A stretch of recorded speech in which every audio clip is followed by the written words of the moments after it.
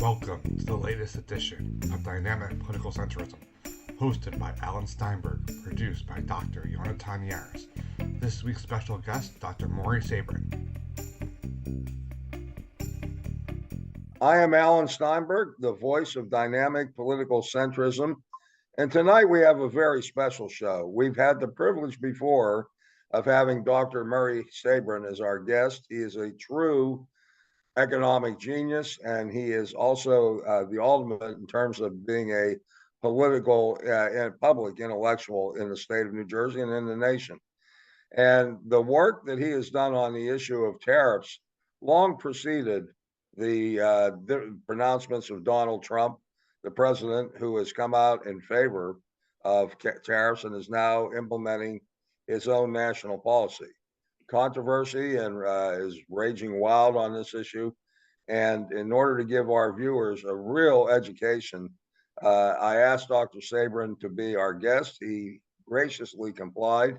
We'll have him start the show. He'll be on for about a half hour, and then we'll have questions and discussions after that. But we'll start off right now. Dr. Sabrin, Maury, it's a pleasure to have you on our show. And take it from there. Give us our education on the tariffs issue. Well, thank you, Alan. I appreciate the opportunity. This is a topic that there's so much misinformation, and this is part of a much broader topic. And I think one of the most insightful statements made by a U.S. president on public policy in general was made by someone who Trump says he admires, and that was Ronald Reagan, when he famously said the most dangerous sentence in the English language is, "I'm from the government and I'm here to help you." So having that as the backdrop, I just want to get into some of the data, not so much the data, but the whole idea of economic analysis and the philosophy of governing regarding tariffs. And if I had to write another book, as you can see on my shelf back there is my second book, Why the Federal Reserve Sucks. I have that book. It's a good book. Thank you. I would write another book, Why Tariffs Suck. So you can see where I'm going with this presentation this evening, because as I said, I've been involved in economic analysis for a long, long time, going back to the 70s. And I've heard more nonsense on this topic from people on both sides of the aisle that it makes my head spin, that you would think that intelligent people would have a good grasp on a subject that is so fundamental to the human existence. And let me begin by saying that when Trump did his Liberation Day on April 2nd, I thought maybe he was celebrating the end of World War II, when the West was liberated from the Nazi atrocities during World War II. But here's what Trump said, and this is such an incredible statement that I want to get into this. This is what Trump said: "For decades, our country has been looted, pillaged, raped, and plundered by nations near and far, both friend and foe alike."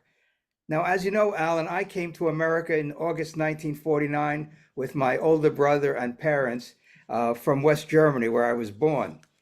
And I don't recall the hordes of the Soviet Union coming to the United States and looting and pillaging and plundering the nation. Neither did the Chinese communists. Neither did the Mexicans come across the border and pillage and looted and raped and plundered the American Southwest. So where Trump is coming from with these ideas about trade and using really hyperbolic language to describe trade, it just shows you that he didn't learn much at the Wharton School of Business when he was an economics major there. So I want to get into this and talk about the notion of fair trade, free trade. And if Trump really is concerned about plundering and rape and loot, pillaging, he should go to the Competitive Enterprise website. They just published their latest edition of the 10,000 Commandments.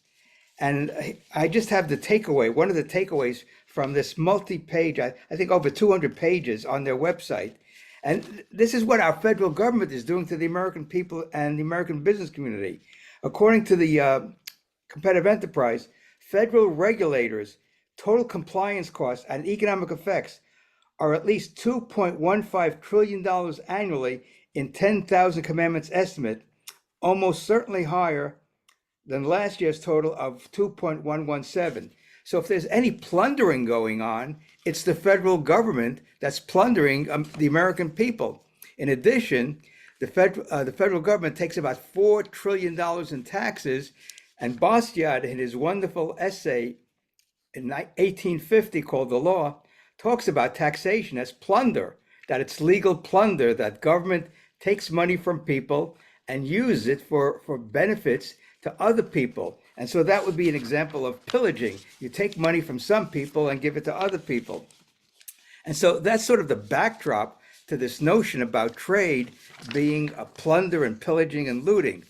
And I think the reason that Trump views this is he doesn't think of himself as the president of the United States, bound by the Constitution, Article 1, Section 8, which says that the Congress has the right to impose taxes and tariffs.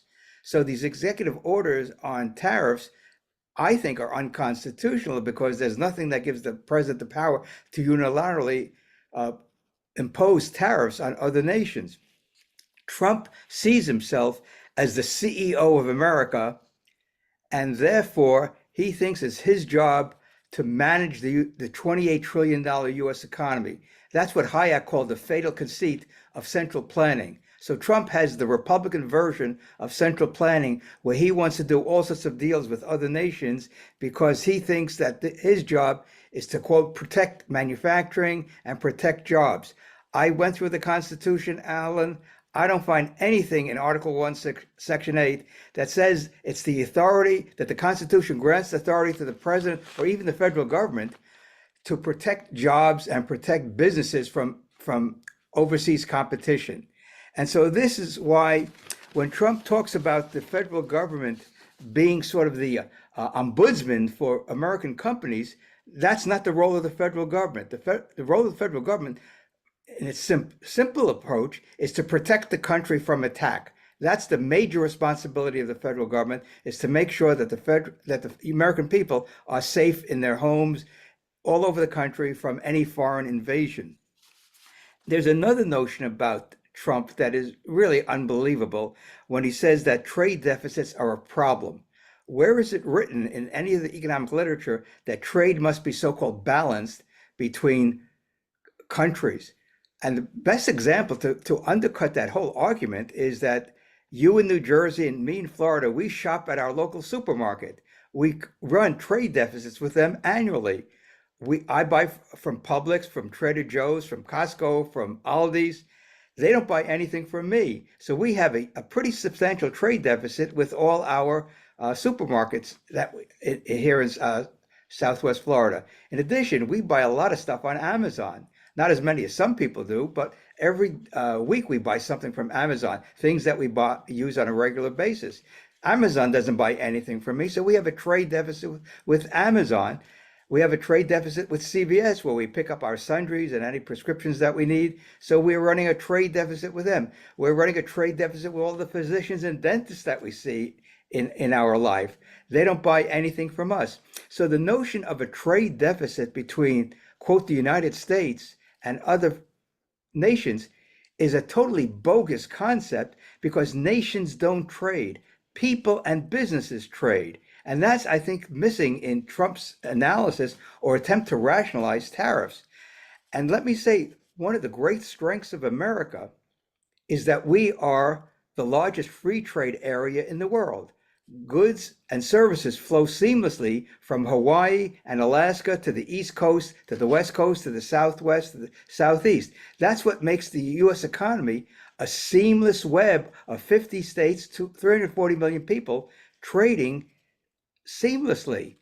We do pay sales taxes, as we know, when we go online, which we didn't do years ago, but the Supreme Court said states can impose sales taxes on online purchases. Okay, so the notion that trade is somehow unfair doesn't make any sense, because the purpose of trade, which is, by the way, the lifeblood of civilization.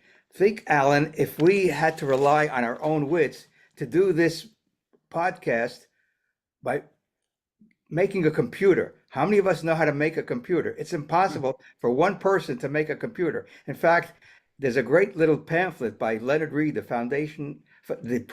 founder of the Foundation for Free Enterprise, the Foundation for Economic Education, who wrote quote, an autobiography of a pencil, where he says that the pencil, to make a pencil, no human being in the world can make a pencil.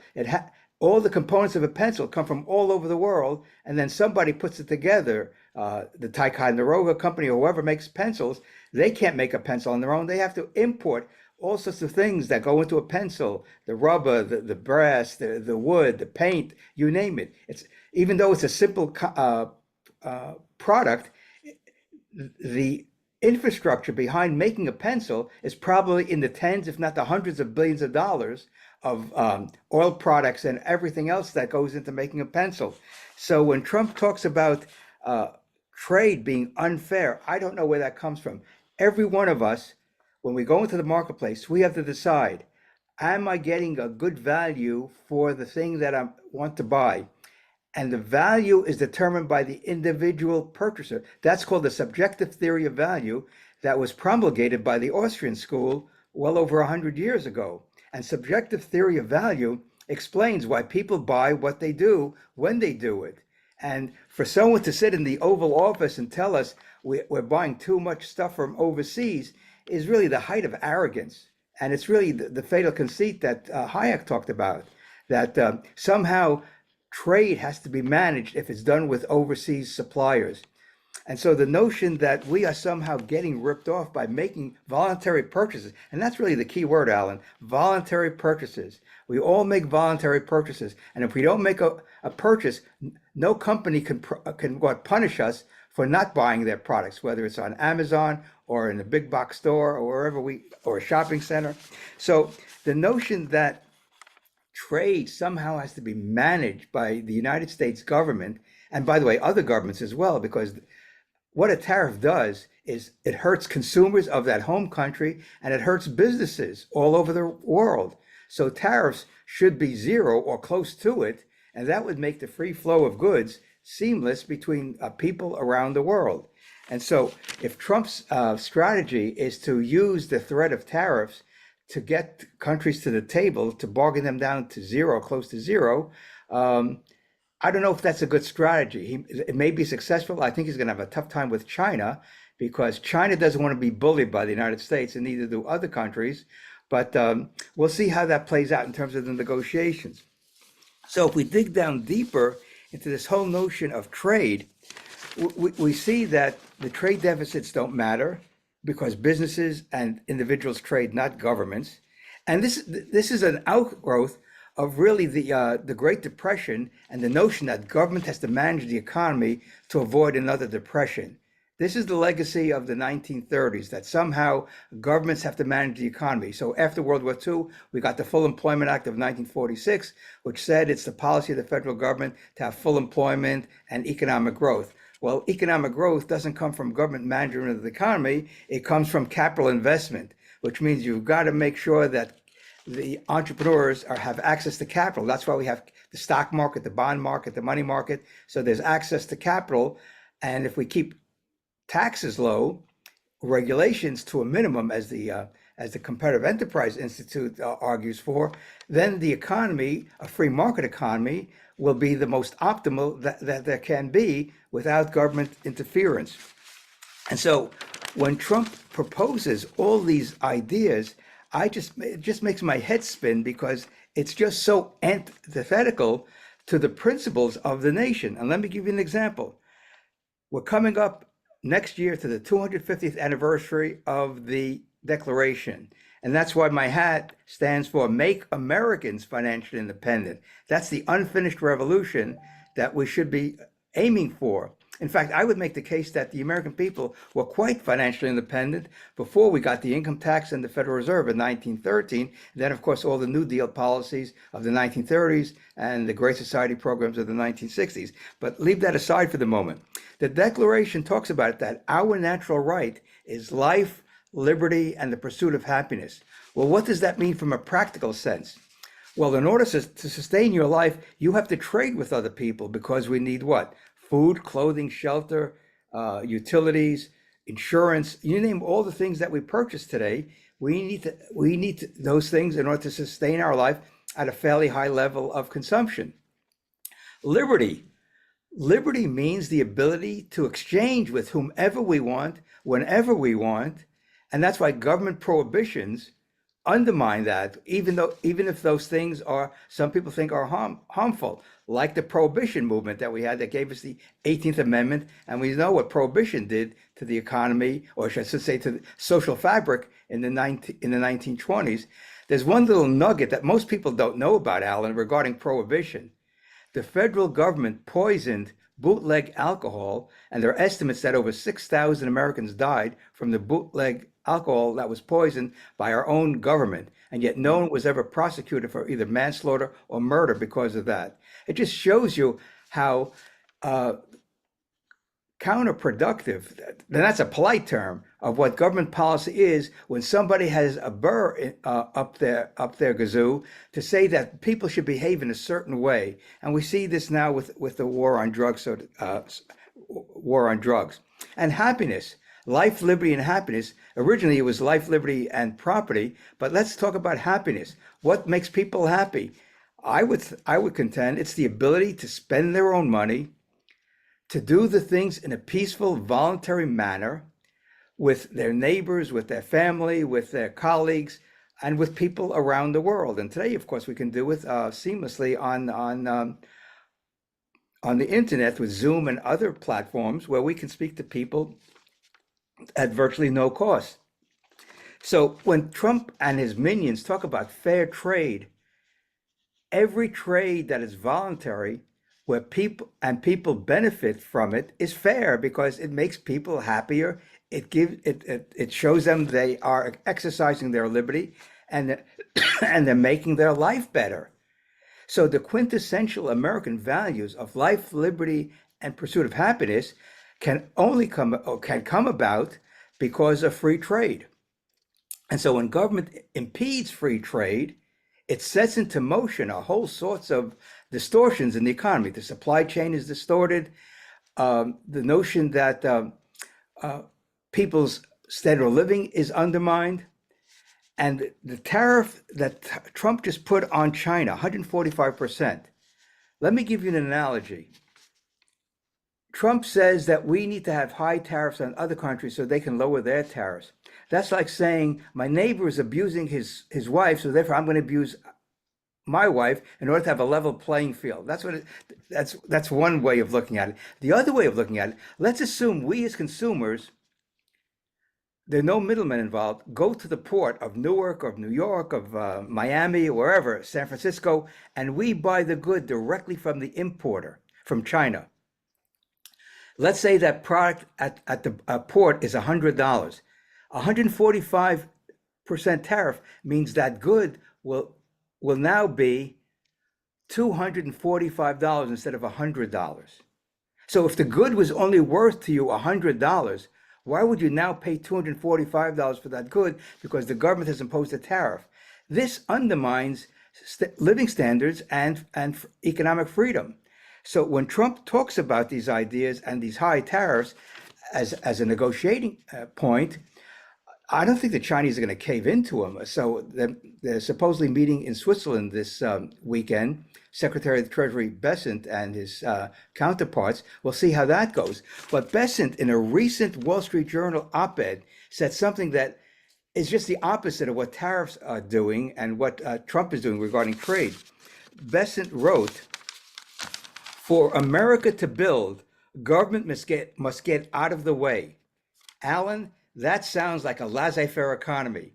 Get the government out of the way of entrepreneurs domestically and internationally, because who knows best what the people want? It's the entrepreneur. That's their job, to forecast consumer demand.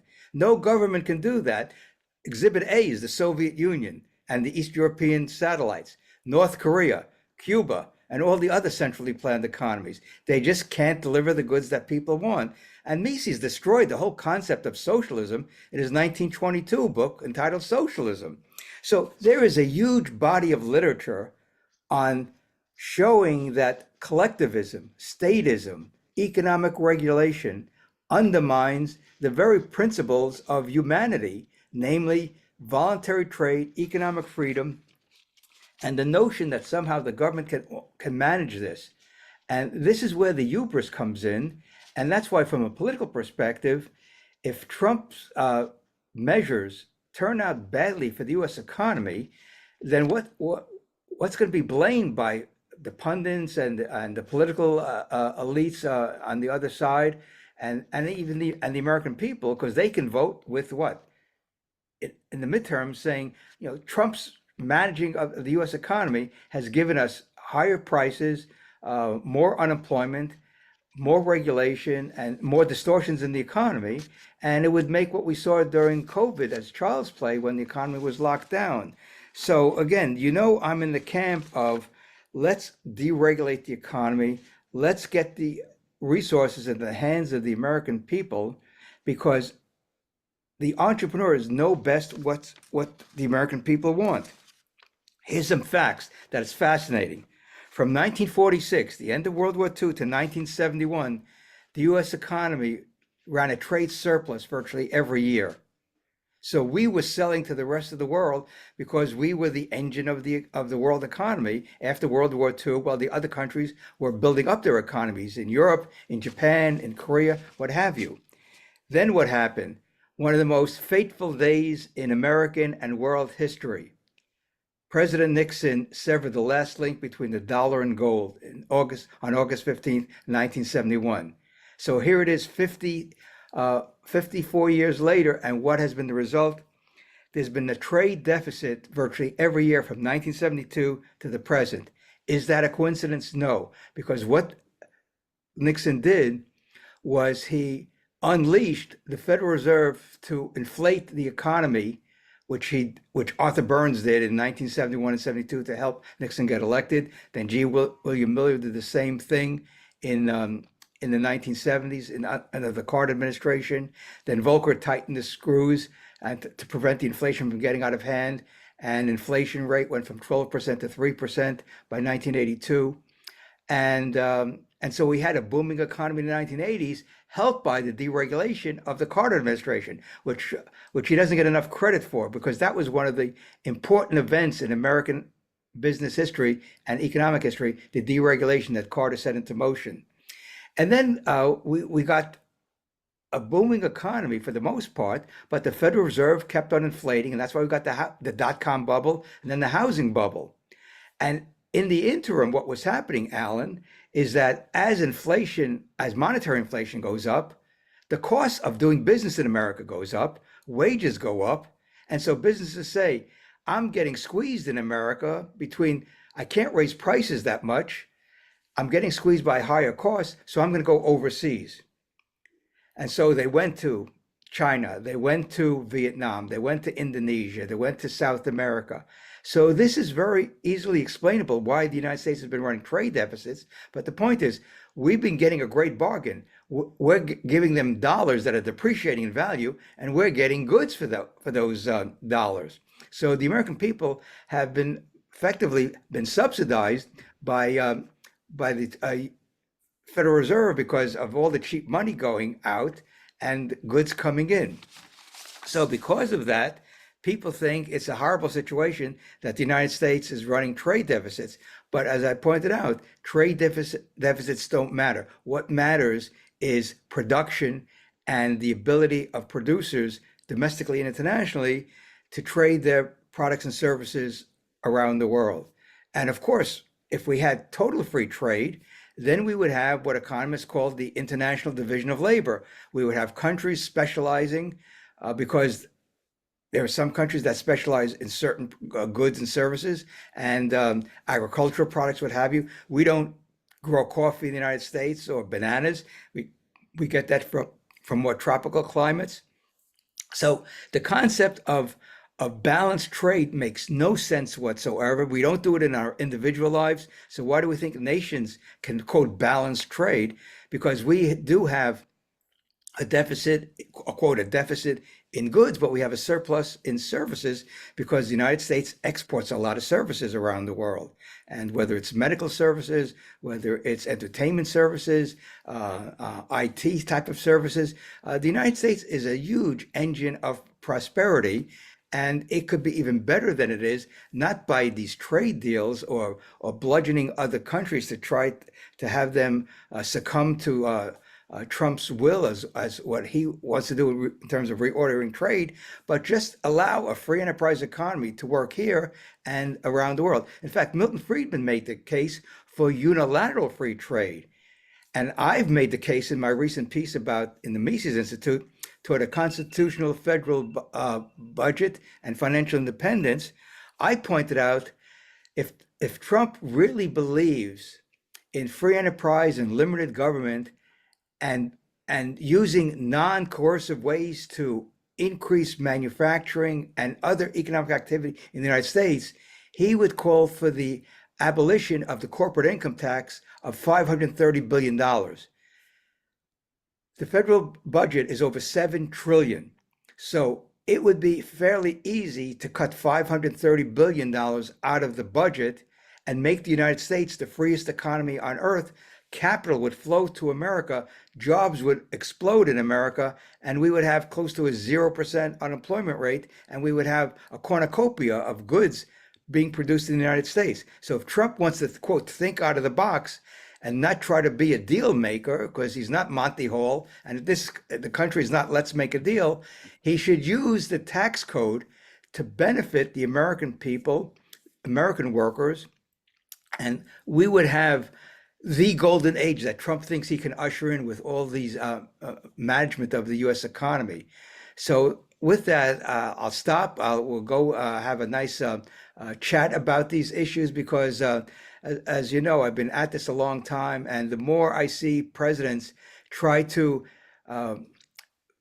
frame the issue, or I should say, frame America to their vision, doesn't work. What works is free enterprise, and that's why my 6 books there that have a fundamental theme together. Make Americans financially independent. And that I think is the goal we should have as we approach our 250th anniversary. Excellent presentation, Dr. Sabrin. And a lot of times you and I have been on talk shows and discussed and debated issues. This is one I have no debate with you at all. But I do have questions, okay? Sure. I remember a long time ago, and this is the first time I had heard this idea expounded. We were talking about the various Pacific Rim treaties and other arrangements that were being made for trade. And I said, well, Dr. Sabrin, you've been a great exponent of trade, but now you're opposed to these treaties. And I said, why? Don't you believe in free trade? And you said, yes, I believe in trade. Let people trade. It doesn't have to be managed by the government. And just off the top of my head, I think that what you've said, in effect, is that tariffs are an effort to manage trade, and therefore they're bound to fail. There's no question about it. I mean, when NAFTA came out in the 1990s, some people thought it was a great idea. Some people thought it was a bad idea. Ross Perot ran against NAFTA in 1992. The so-called free trade agreement was, I think, 20,000 words. It was a huge document. If you really want to have free trade between nations, all you have to do is 1 page. We open our market to your goods. You open up your market to your goods. That's a free trade agreement. You don't need. No, absolutely. I mean, this is why there were people like the late Murray Rothbard and others, economists from the Austrian school, said that this is not a free trade agreement. This is a managed trade agreement. Agreed. So you've laid down another principle. The true trade is unmanaged trade. Right. And that is the trade that reflects the intentions and desires of consumers, of entrepreneurs, of producers, that really leads to, as you would put it, a cornucopia of growth.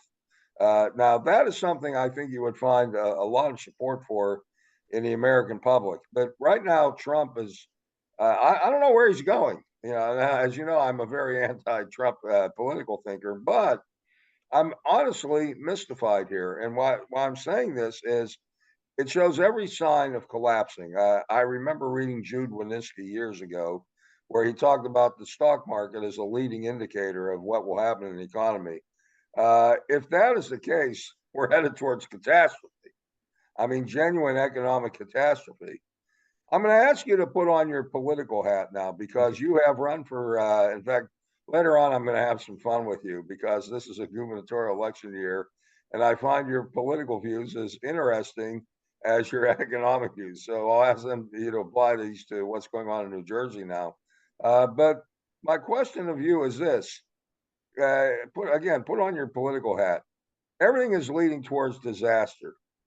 I have thought that the current Supreme Court litigation on tariffs, he's bound to lose because, as you put it, there's nothing in the economy that empowers him to do what he's doing. My view is that it has to be, I could be wrong, I'll defer to you.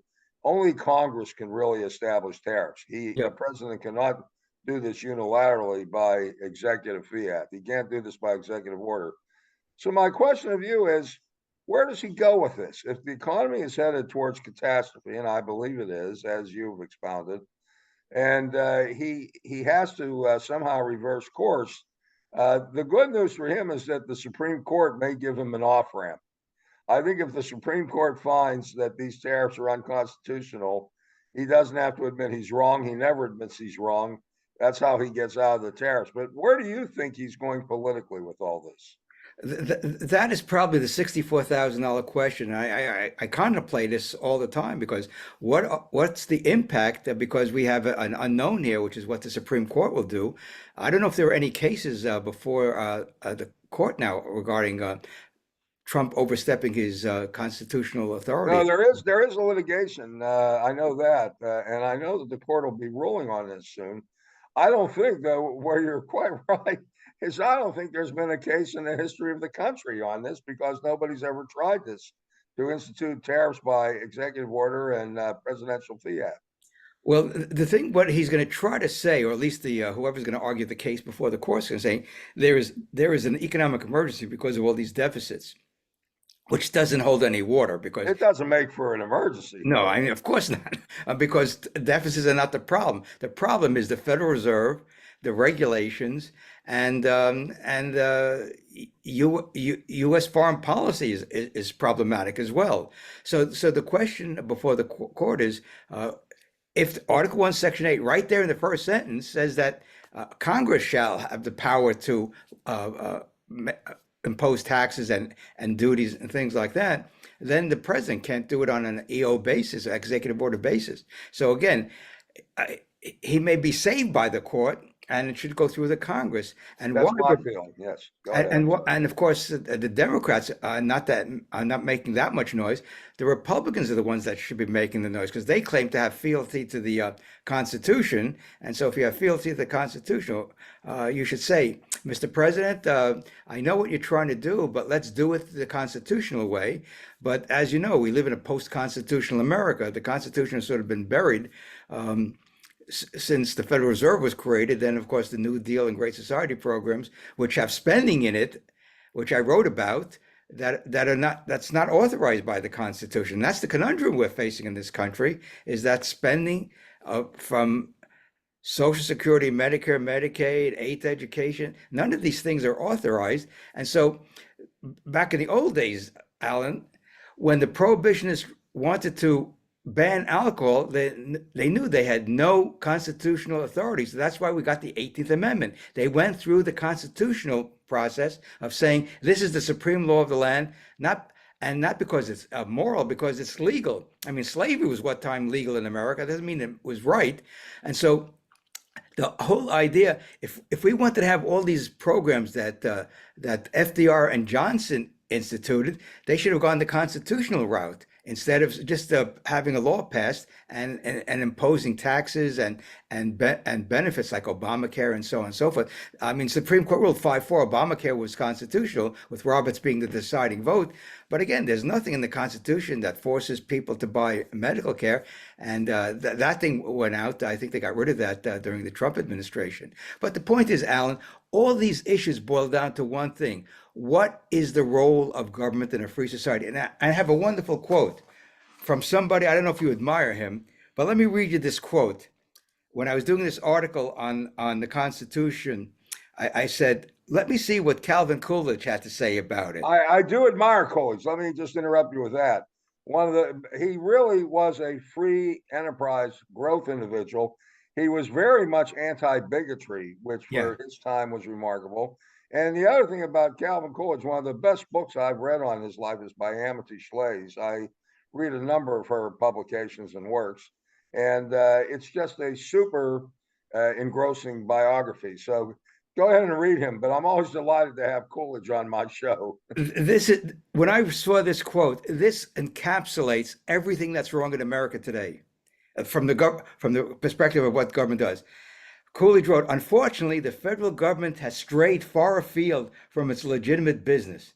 It has trespassed upon fields where there should be no trespass. If we could confine our federal expenditures to the legitimate obligations and functions of the federal government, a material reduction would be apparent. But far more important than this would be its effect upon the fabric of our constitutional form of government, which tends to be weakened and undermined by this encroachment. I mean, he just encapsulated Article 1, Section 8. Well, you know what's interesting? I'm going to give you some thought, not my thought, from the liberal political vantage point. What you said about figuring out what the government's role should be is at the heart of all the debate now in Washington. There's a book, a liberal book, but it's an excellent book called Abundance, and it's written by Ezra Klein and Derek Thompson. They make a point that conservatives could have made as well.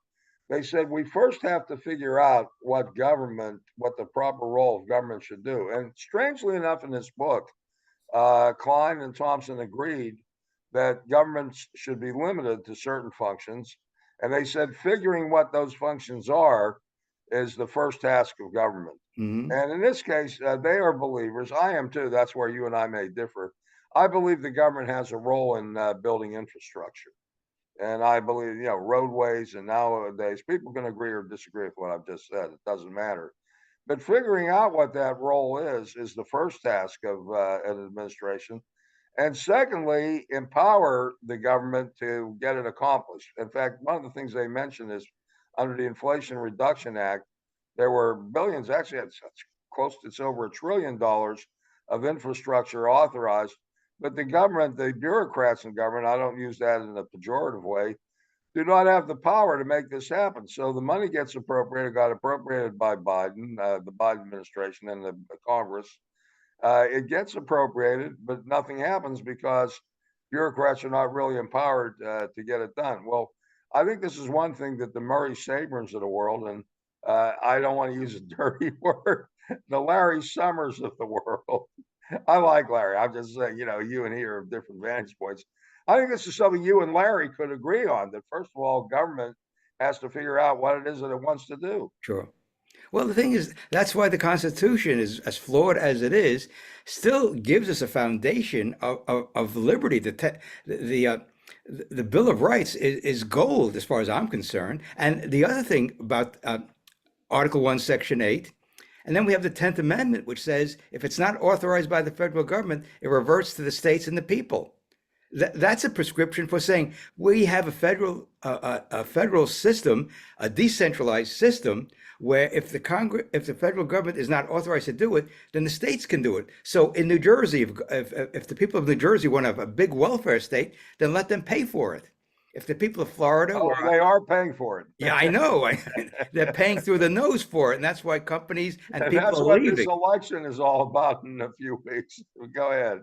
Yeah, I mean, this is why people have basically set the Constitution aside. And that, I think, is the underlying reason we have the conflict of tension and this $7 trillion plus federal budget and $36 trillion of debt. No one wants to say no. It's easy to say yes as a member of Congress to spending because it's not coming out of your pocket. Well, I have another theory of what motivates Trump, and this is largely sociological. This is my own gut feeling. I concede I could be wrong, but here's where it strikes me that this is where he's going. Donald Trump, I don't think really cares about MAGA. I don't think he cares about the vast masses out there. I think what he cares about is taking care of the oligarchs. I think that that's his bottom line. He seeks to take care of the oligarchs by a huge, unsustainable income tax cut that would totally redistribute the wealth in this country. It would give the oligarchs a benefit that they've never had. Unfortunately, right now, given other government programs like Social Security, Medicaid, he can't make the cuts in these programs to pay any kind of massive tax rebate to the oligarchs. But that's how I see it. Well, the thing is, Reagan ran on a platform of getting rid of the Department of Education, Department of Energy. Here it is, 45 years later, and they're still around. Again, the federal government has no role whatsoever in education, whether it's pre-K, K through 12, or higher education. I mean, you have these large universities with huge endowments, and one thing you can do is, if you're a professor at Harvard or Yale or Princeton or wherever, and your college has billions of dollars of endowment, why should you get a grant from the federal government, which is paid by the taxpayer, when your institution has all this wealth accumulated over time? And Well, I so, think universities, by the way, are discovering that, which is why when he makes these demands, which I think is an assault on academic freedom, I wrote about this recently, when he makes these demands for changes in programs, for hiring and firing of professors, that's an assault on academic freedom.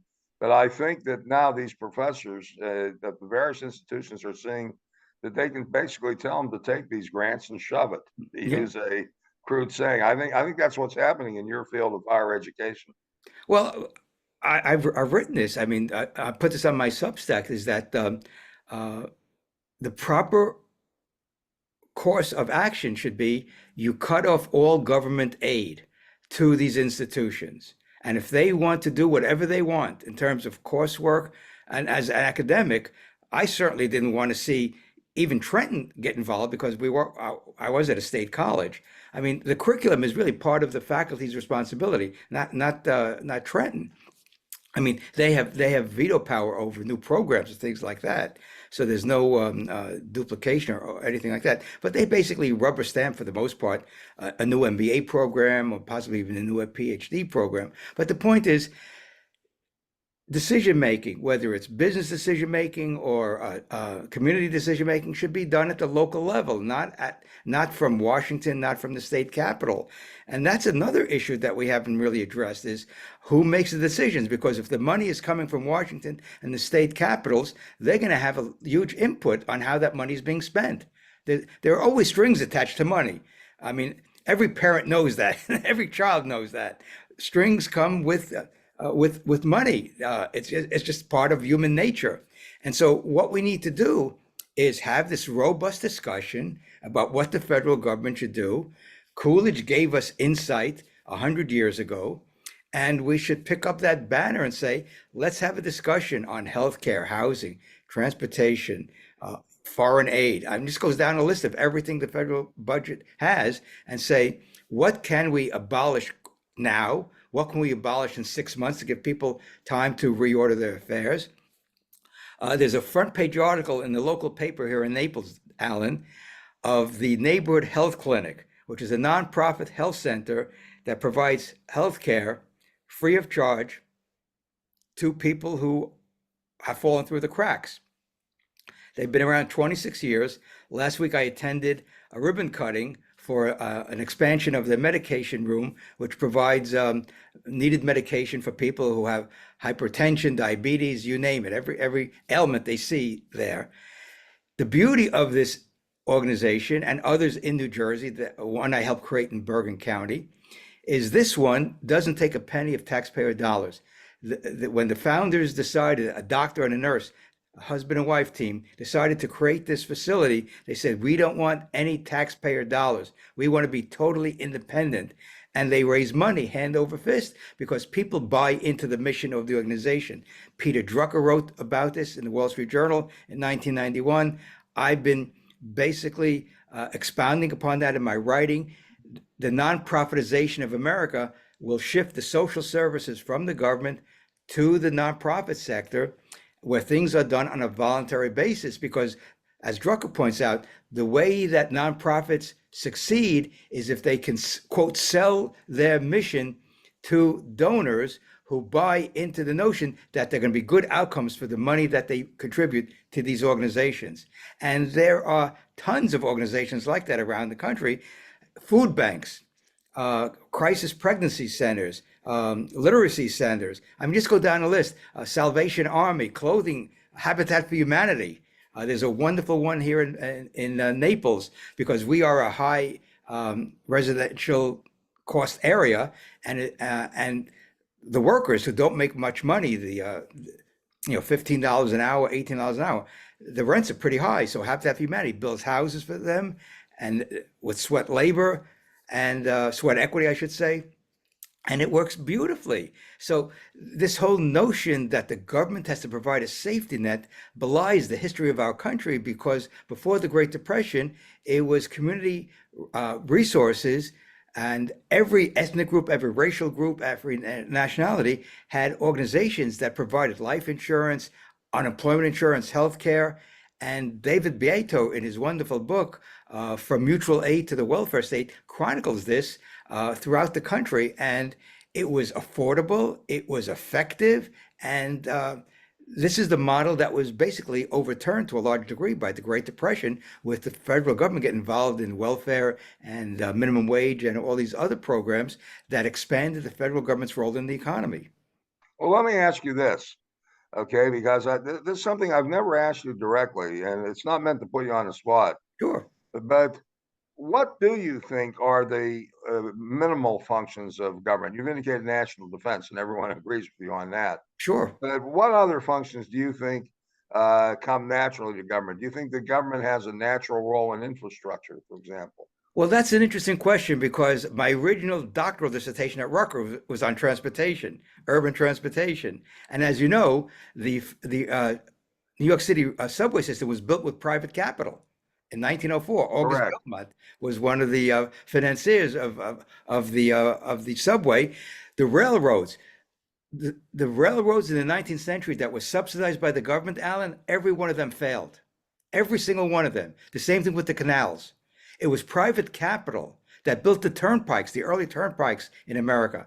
It was capital that built the railroads. J.J. Hill and the Great Northern Railroad was an incredibly successful entrepreneur, and went into communities and saw the needs of the community and built the railroads from I think it was Minnesota to Seattle.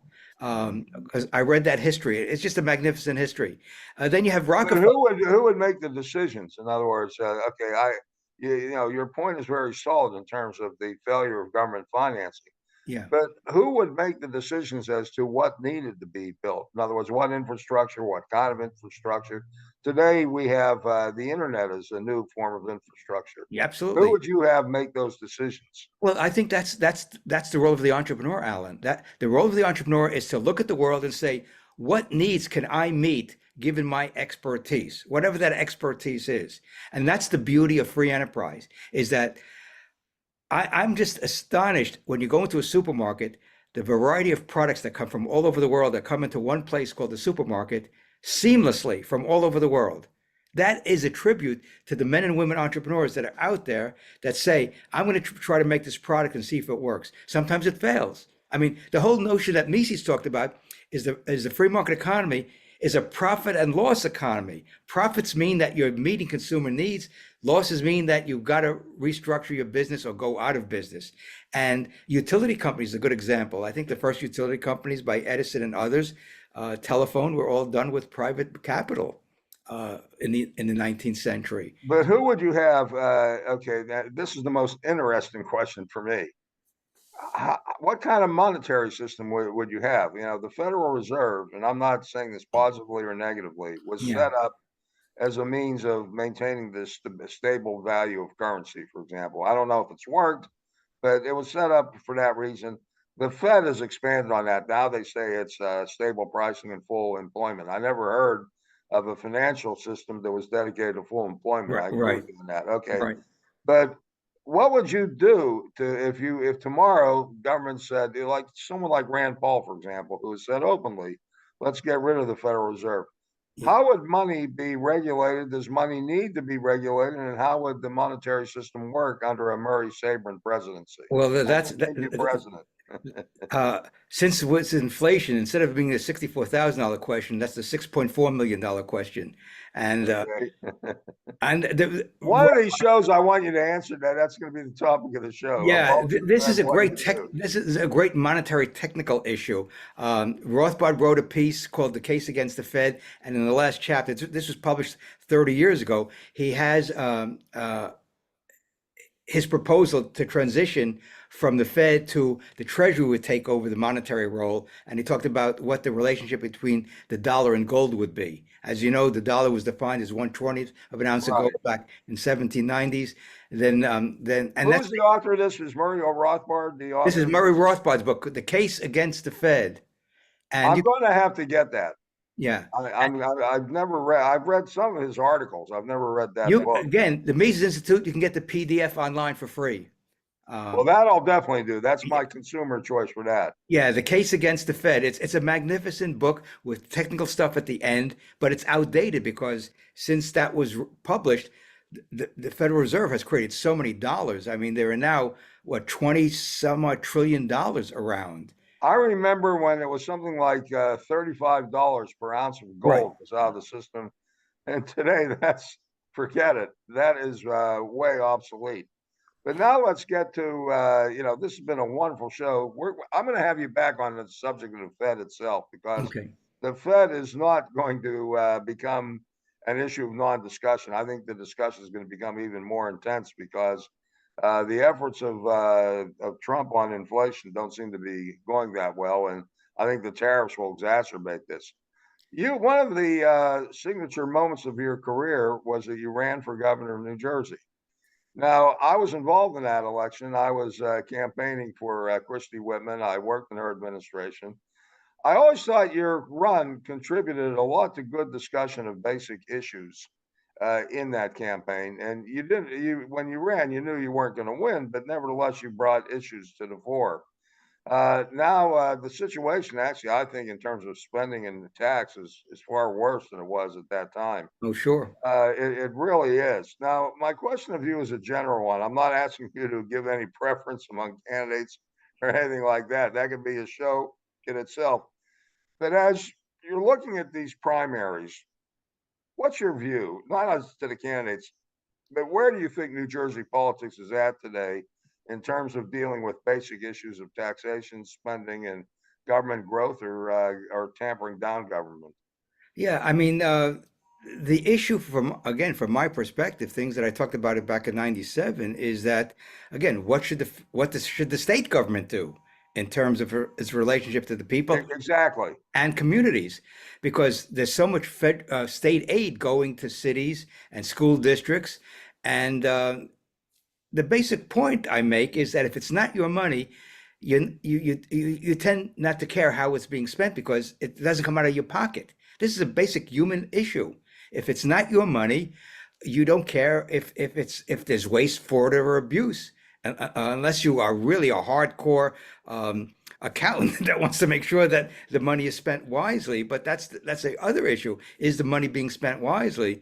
And I've come to the conclusion that what we need to do, just like we separate religion from the state, I think we need to separate education from the state, even though the state constitution talks about a thorough and efficient education, which no one knows exactly what that means.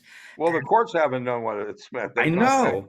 Back and forth on this constantly. That's why education is really a parent responsibility. The point I would make in terms of, quote, being a good parent, a child by 5 years of age should know how to read and write.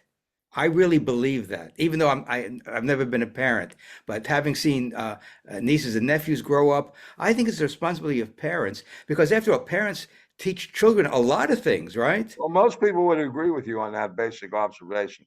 They just have a question as to whether parents are equipped to do the job.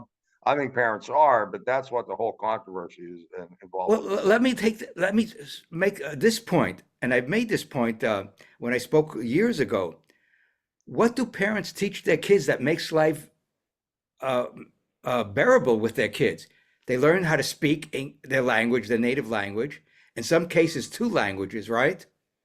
Right. And something very important regarding hygiene, everyone toilet trains their kid, no matter what your socioeconomic status is. True. And so when you think about what parents teach their kids in order to be human beings, reading and writing and arithmetic should come natural to that process, because you want kids to be able to communicate, to express themselves, to be educated, to learn that education is a good thing, that they should have a love of learning, to use a cliche, and they should be lifetime learners. I mean, one of the first things I remember as a youngster, I guess my parents bought it when we still lived in Lower East Side of Manhattan. They bought an encyclopedia, and I started reading it because there were things I had the same experience. My parents got the World Book for me. Yeah, I read all kinds of things that I wasn't interested in, but it was a vital part in my childhood education. But there was something else I got. You'll appreciate this. For my bar mitzvah, a couple came to the reception, which was in our apartment in the Bronx, because we couldn't afford to rent the catering hall. Oh, I remember those years when most receptions were in the apartments or homes, believe me. This couple came and they gave me a world atlas, and I cherished that book. And that's one of the reasons I became a geography minor and got a PhD in economic geography. I just love the notion of learning about other cultures, other lands, other geographies. And when you study the different parts of the world as a student, and then you travel to these places, makes you, I think, a much better person, because you learn about other cultures and other peoples, and you see how they live and how they interact. And so this is what I think a lot of young people don't do today, is they don't learn about other cultures. Well, this has been a marvelous hour. We not only touched upon the effects of the tariffs, but we didn't just touch upon it. We focused on what are the basic functions of government, what should be and what should not be. So, Murray, I thank you so much for what has been a very edifying hour. But I always invite you back, but I'm going to want to invite you back on the specific nature of the Federal Reserve, because I think it's going to be a crisis point and what we can do upon that. So again, thank you very much for being here. Stay well, and I'll be in touch by phone and otherwise. Thanks so much, Alan. Great to be with you again. Great to be with you. That is the end of this episode of Dynamic Political Centrism. Over the next month, we're going to be covering very intensively the gubernatorial race. My producer, Dr. Yonatan Yaris, and I are planning for an election night special. Murray, I'll send it to you so you can watch it. Great. It's going to be an interesting night. Appreciate it. That concludes this program. Thank you very much to all my listeners and viewers for making dynamic political centrism the force that it has become in New Jersey politics. That's it. Thank you for joining us for the latest edition of Dynamic Political Centrism. Check back each week for our newest episodes, and you can catch past episodes online via YouTube and Spotify, and please subscribe to our Substack.